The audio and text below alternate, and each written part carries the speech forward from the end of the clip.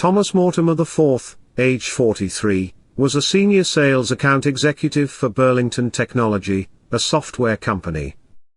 He was married to Laura Stone Mortimer, age 41. Laura received a master's degree in economics from Boston College in 1995. She was a managing economist at CBRE Econometric Advisors in Boston. The couple had two children, Thomas V, nicknamed Finn, age 4, and Charlotte, age 2. On Monday, June 14 in 2010, Mortimer's parents arrived from Avon, Connecticut to visit him and his family at their home. Laura's mother, Rogna Stone, lived with the family. Mortimer's parents and Rogna all watched the children while Mortimer and Laura went on to work. Throughout that day, Mortimer and Laura fought over the phone about a $2,400 check Mortimer wrote to the IRS that bounced. Mortimer's parents returned home that evening. Early Tuesday morning on June 15, Laura's sister, Deborah Stone, tried to contact her sister by calling her cell phone. She was shocked when Mortimer answered her sister's phone. He told her, "It's going to be a while before she can get back to you." At around 7:22 a.m. Mortimer called Finn's school and told them Finn is sick and can't make it to school that day. Mortimer also called in sick to work. On Wednesday, June 16, Deborah became extremely worried when she still couldn't get anyone to answer the phone. She decided to drive by the Mortimer home. She noticed two cars in the garage. When she spotted blood by the front door, she knew something was terribly wrong. At 11:22 a.m. she placed a call to 911. The Winchester Fire Department arrived at the home. When nobody would answer the door, they broke down the front door, and discovered a horrific scene. The medics first noticed the blood in the entranceway. Further into the home they found 4-year-old Finn and his mother lying in a pool of blood in the hallway. Both were obviously deceased. Further down the hallway they found Laura's mother, Rogna Stone. She was just slightly off toward the living room. Her dead body was covered by an oriental rug. They followed a bloody trail which led upstairs. It led to 2-year-old Charlotte. She was found dead in her crib in a pool of blood. All members of the family were found except Thomas Mortimer. Authorities found 2 notes on the kitchen table. In the notes, Mortimer admitted to killing his family. One of the notes said, "I did these horrible things. What I have done is extremely selfish and cowardly. I murdered my family." Just hours after the crime, the Middlesex County prosecutor obtained an arrest warrant charging him with 4 counts of murder. Middlesex District Attorney Jerry Leone described the scene as horrific, disturbing, and unspeakable. It was determined that the children both had their throats cut. Both adults had multiple stab wounds. Authorities issued a "Be on the lookout," releasing a photo of Thomas Mortimer and a description of the vehicle he was believed to be driving, a light gray Toyota Highlander. On June 17 at 11:45 a.m. a father and son were driving and spotted Mortimer's car on the side of the road.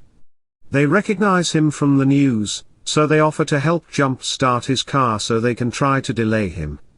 The father jumped the car, while his son wrote down the license plate's number. After fixing the car, they called the police. Mortimer drove away. At 1:13 p.m. Bernardston Police Chief James Palmieri noticed Mortimer in traffic. He attempted to get him to pull over. But Mortimer tried to flee. A chase ensued, but Mortimer was quickly arrested. The arrest was 90 miles from where the crimes took place, in the town of Bernardston, Massachusetts, a small town near the Vermont border. Good afternoon. Thomas Mortimer IV is now in custody. He's in custody and charged with the brutal, horrific murders of 4 members of his family. As indicated yesterday, his daughter Charlotte, age 2, his son Thomas V, otherwise known as Finn, aged 4, his wife Laura Stone Mortimer, and his mother-in-law, Laura's mother, Ragnar Allen Stone.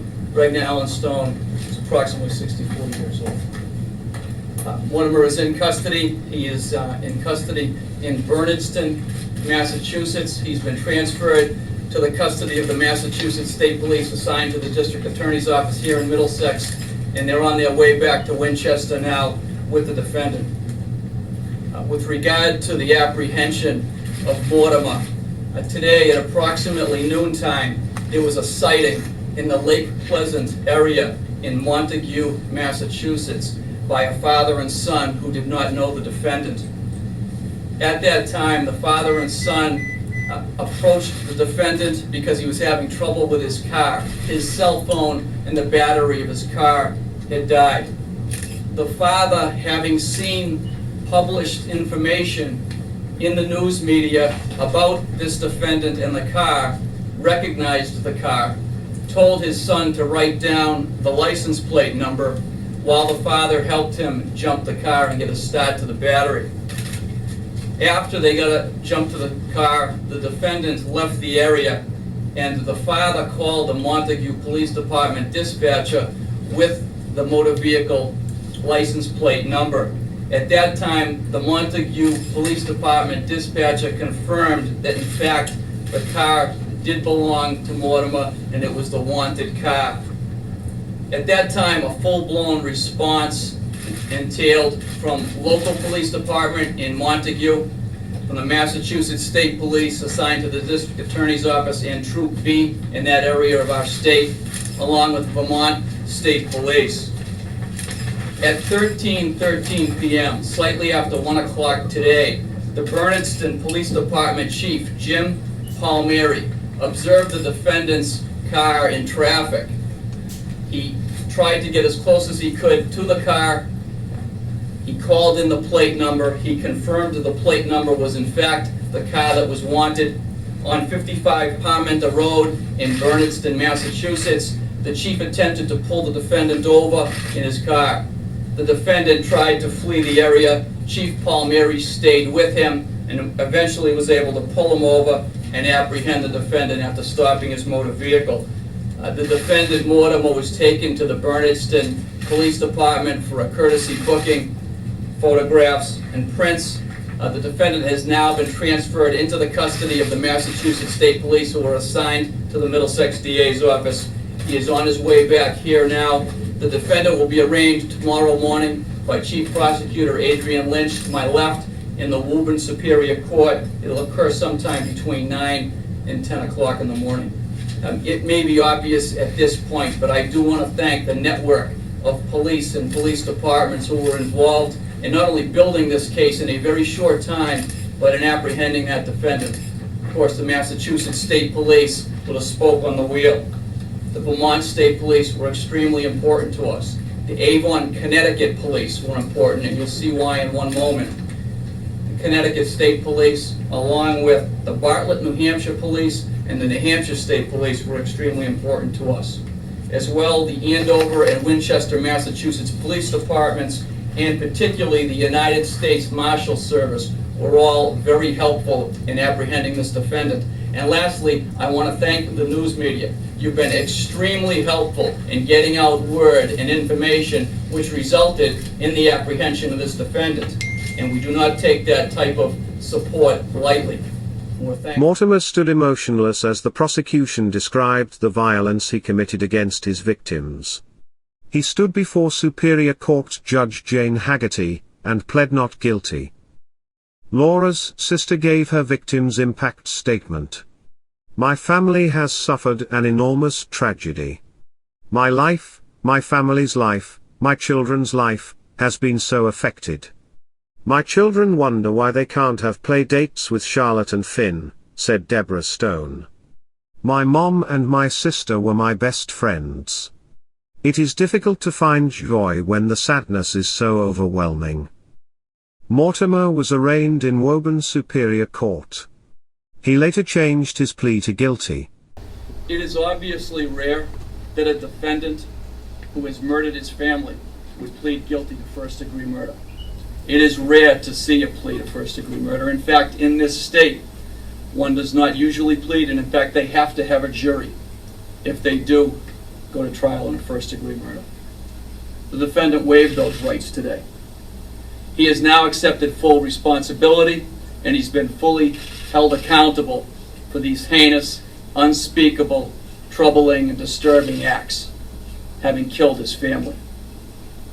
With extreme atrocity and cruelty and deliberate premeditation, he carried out these murders in a way that one can only believe and hope would be unspeakable. It is one of the most troubling and disturbing cases and crime scenes I have ever seen, and for his acts, this defendant will spend the rest of his life behind bars. I thank you for being here today. I thank you for covering this. It is the ultimate act of domestic violence of a myopic defendant who selfishly took the lives of his wife, his 2 infant children, and his mother-in-law. Thomas Mortimer IV will spend the rest of his life behind bars. Funeral services were held on June 24 in 2010 at the parish of Epiphany Church in Winchester, Massachusetts. The family was buried at Wildwood Cemetery in Winchester, Massachusetts. Thomas Mortimer IV bounced a check to the IRS, which caused a huge argument with his wife. Instead of coping with the issue and figuring out a way to solve his financial issues, he chose the coward's way out. He murdered everyone, including his 2 small children, and his mother-in-law. He was a heartless monster who deserves to spend the rest of his life locked away like the beast he is. That concludes this episode. Keep your eye out for the next volume, coming soon. If you enjoyed this video, consider subscribing. Thanks for watching.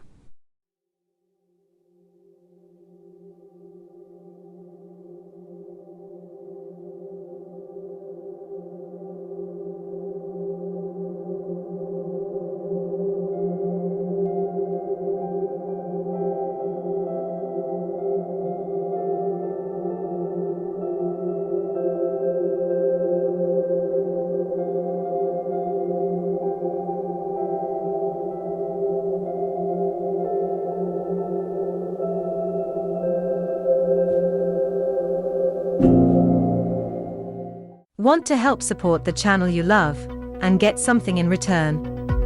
Simply purchase some Elizabeth's Chronicles merch. We have coffee mugs, t-shirts, sweatshirts, cozy blankets, beach towels, phone covers and more. Use the coupon code EC10OFF4U and get 10% off your order. The link to order is in the description area below this video. Thanks for helping Elizabeth's Chronicles continue to make the videos you love.